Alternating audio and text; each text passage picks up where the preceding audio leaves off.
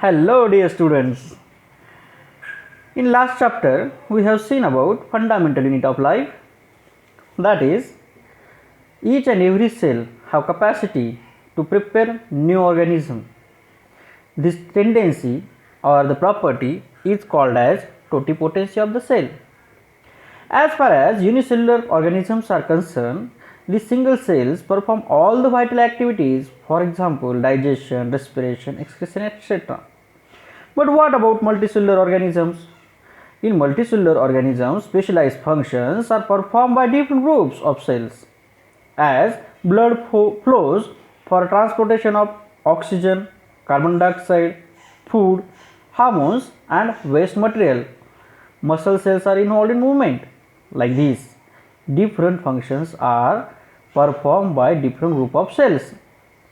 In plants, vascular tissues conduct food and water from one plant part to another plant part.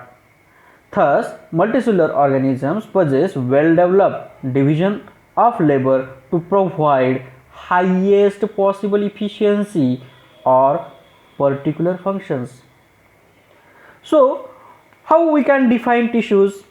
A tissue can be defined as group of cell with similar structure and function, having same structure and same function organized to do a common function. Term tissue was coined by Bichat. As plants are fixed, that is stationary, most of the tissues are of supportive type. But in case of animals, movement takes place around the search for food, mate and shelter. So they consume more energy as compared to plants. Plants have localized region with spatial tissue, but there is no such distinct regions in animals. So growth in animals remain uniform. As far as animals are concerned, we know uniform growth takes place, not like one hand is growing more or one leg is growing more. It is a uniform growth, whereas in case of plants this growth is not uniform.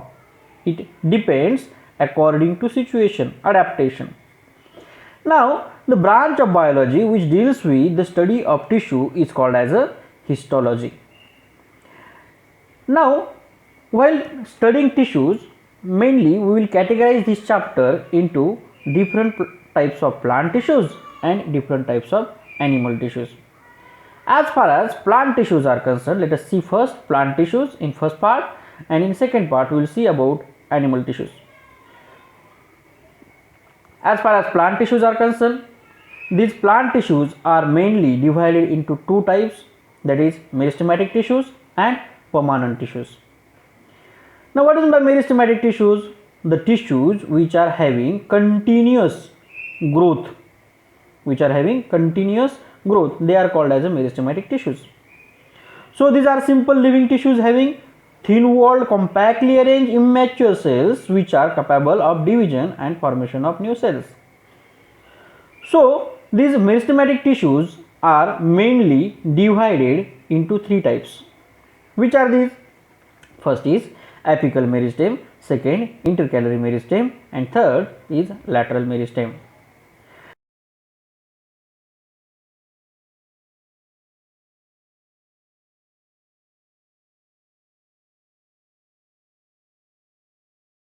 Now let us talk about apical meristem. This apical meristem is present at growing tips of stem and root cells.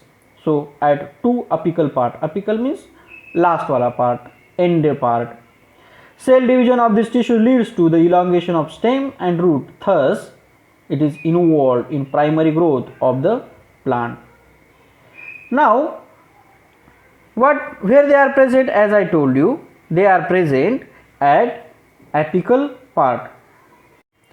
So they are responsible for vertical growth of the plant, that is towards upper part at apical part, towards stem tip. These meristematic tissues are present and they are continuously growing in upper direction, that is towards light.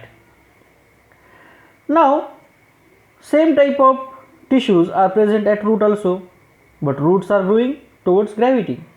So increase in length of roots in search of water and minerals, this apical meristem plays very vital role, important role.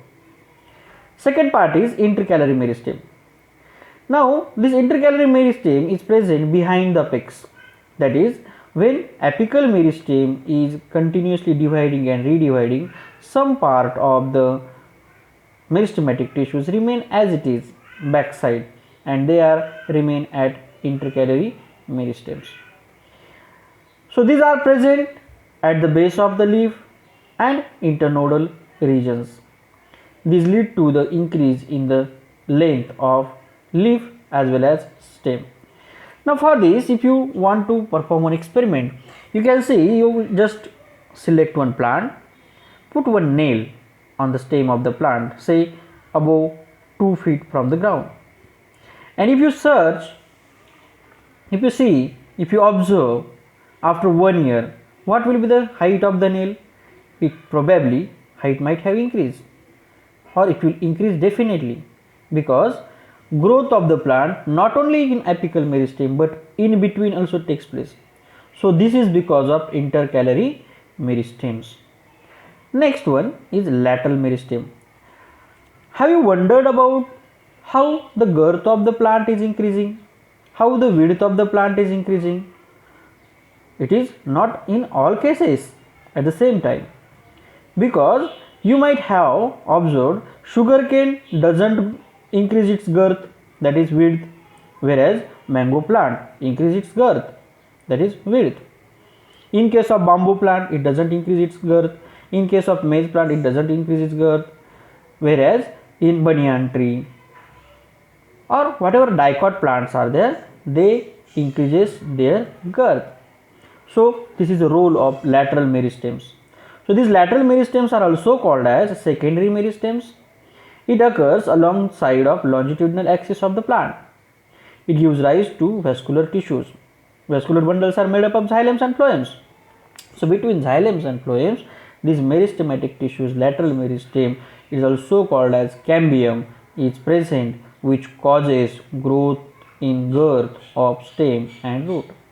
They are responsible for secondary growth. Now let us go toward next part. First part we have seen meristematic tissue. Now in case of plants, second type is permanent tissues. The permanent tissues are composed of those cells which have lost their capacity to divide. They have definite shape, size and thickness. The permanent tissues may be dead or living. The division and differentiation of the cells of meristematic tissues gives rise to permanent tissues. So like when apical meristem is dividing and redividing, it leaves back some tissues. So these tissues are assigned with some typical functions. These typical functions they are performing for their whole life. Such type of tissues are called as a permanent tissues. So the cells of permanent tissues lose the capacity of divide and redivide and attain a permanent shape, size and function. Depending on the structure, composition, the permanent tissues are classified into two types: simple permanent tissues and complex permanent tissues. The types of tissues in which only one type of cells are present to perform one typical function, they are called as a simple permanent tissues, whereas in case more than two types of cells are performing the same functions, then it is called as a complex permanent tissues. As far as simple permanent tissues are concerned, the simple permanent tissues are present in epidermis, they are present in cork or in phloem. Okay, so they are having function of protection. Now the supportive functions of these three types of tissues are based on this. We can categorize them, we can classify them as parenchyma, sclerenchyma and cholenchyma. In case of parenchyma, it is a function of these fundamental tissues. Tissue first time evolved in bryophytes. Thin walled cells, oval or spherical in structure as you see in the figure. Cell wall mainly composed of cellulose and pectin. Large central vacuoles for food and water storage. Primary function is food storage. Some parenchyma involved in excretory substance storage are also called as idioblast. So we know excretory substances in case of animals can be deposited out of the body, but in case of plants they can't deposit their excretory substances out of their body. Some of them can be through respiration but transpiration, but here in case of plants some excretory substances are stored in idioblast cells. So such idioblast cells are made up of parenchymatous type of cells, storing such as resins, tannins, gums and oils. In typical parenchyma, chlorophyll is absent. Now some parenchyma consist of chlorophyll pigments also. Such type of parenchymatous tissues are called as chlorenchyma, which perform photosynthesis. For example, mesophyll of leaves. Now this parenchyma mainly can be differentiated into two types as chlorenchyma and arenchyma. Chlorenchyma, as I told you, that chlorophyll containing parenchymatous tissues are called as a chlorenchyma, whereas the tissues which are having large vacuoles, such type of tissues mainly present in aquatic plants, because aquatic plants have to float. So for floating purpose, this parenchymatous type of tissue which are having large vacuoles, they are called as a arenchyma, and they provide buoyancy. Buoyancy means capacity of swimming on the water. So buoyancy is provided by arenchymatous type of tissues. Parenchyma provides turgidity to the cells. Cholenchyma is the second type of tissues from simple permanent tissues. It is living mechanical tissue. It is elongated cells with thick corners, localized cellulose and pectin thickening. Pectin is a substance which is found in the cell wall. Okay, provides flexibility to plant parts and easy bending of various parts of the plant. So these cholenchymatous type of tissues are mainly present in the leaf lamina, so that they can easily shatter with wind. These are present in herbaceous dicot stem, present at thin margin of leaves. Few chloroplasts may be present. It gives mechanical strength and elasticity to the growing stem. Next type is sclerenchyma. Scleras means hard. Obviously, from word we can understand hardness, stiffness is given by sclerenchymatous type of tissues. Strengthening of tissues is the main function of sclerenchyma. These are composed of extremely thick walled cells with little or no protoplasm. Cells are dead and possess very thick lignified walls. Lignin is waterproof material. Intercellular spaces are absent. Cells of sclerenchyma are of two types. They are sclerides and fibers.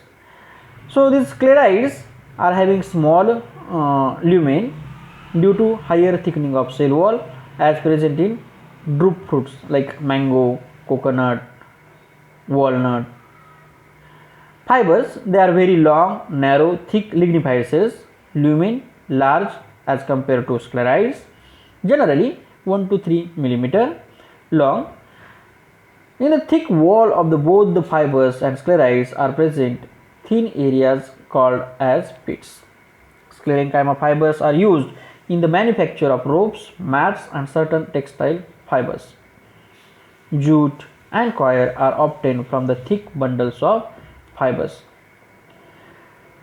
Now we have seen simple permanent tissues, in which we have seen parenchyma, cholenchyma and sclerenchyma. Now let us see complex permanent type of tissues.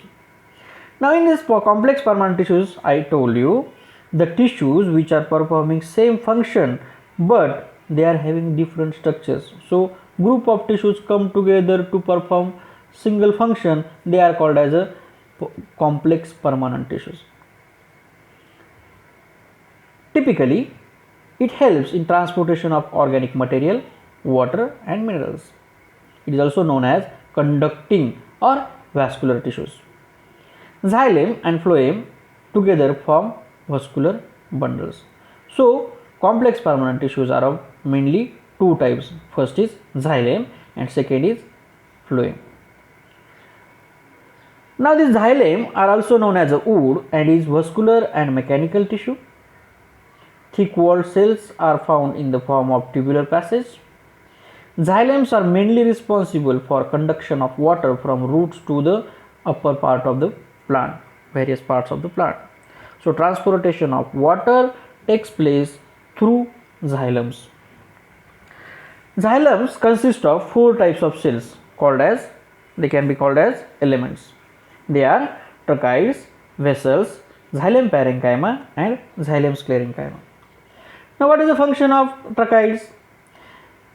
First of all, they are elongated angular dead cells mainly involved in conduction of water and minerals in the gymnosperms and angiosperms. Now, vessels, they are advanced elements generally found in angiosperms. Vessels are cylindrical tube like structures placed on above the other end to end, which form a continuous channel for efficient conduction of water. Now, xylem parenchyma, they are small and thick walled parenchymatous cells subjected for storage of starch, that is food. So, parenchymatous type of tissues, as we have seen that parenchymatous type of tissues are responsible for storage of food. Likely here also in xylem parenchyma they store food.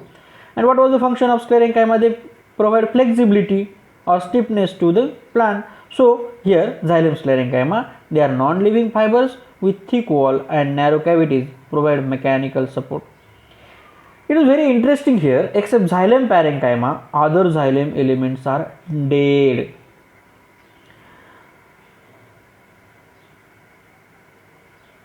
Tracheids and vessels are collectively called as a hadrome as main conducting element in xylem.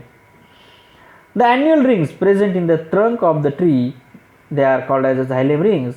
By counting the number of annual rings, we can determine the age of the tree. You might have seen cut plants, bubble plant or some other plants which are cut with the help of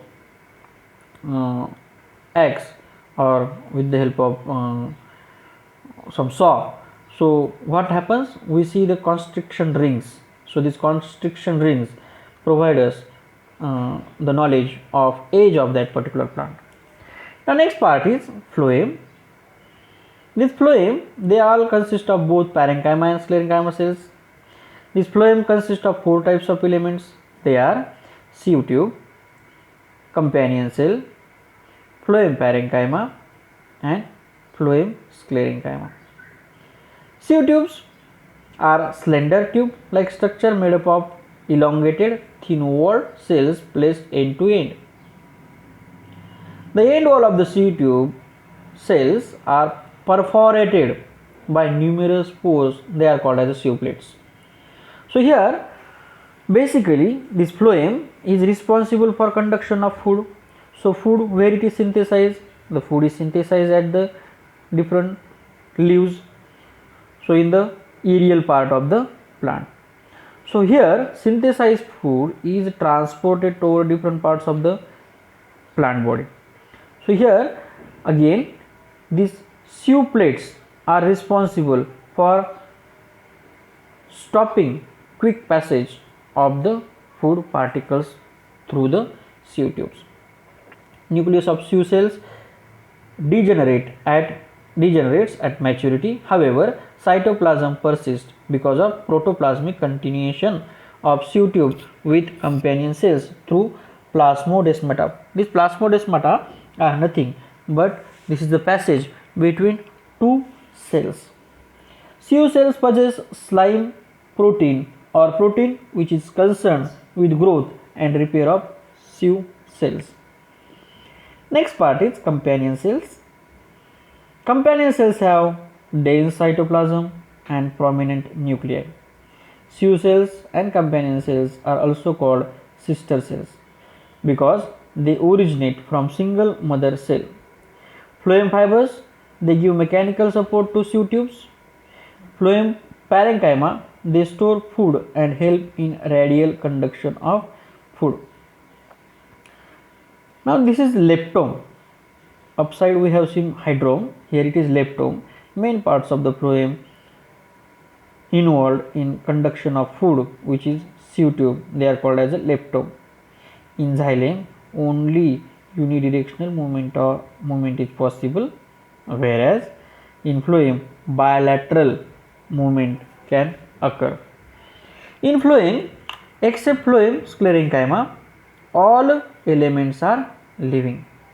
So this was about first part, that is plant tissues.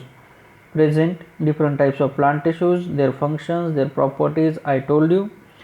Now what you have to do is you have to complete this DPP 6.1 exercise is given in your provided in your file, that you have to complete objective DPP 6.1 and subjective DPP 6.2. These two DPPs you have to complete. This is your homework for today.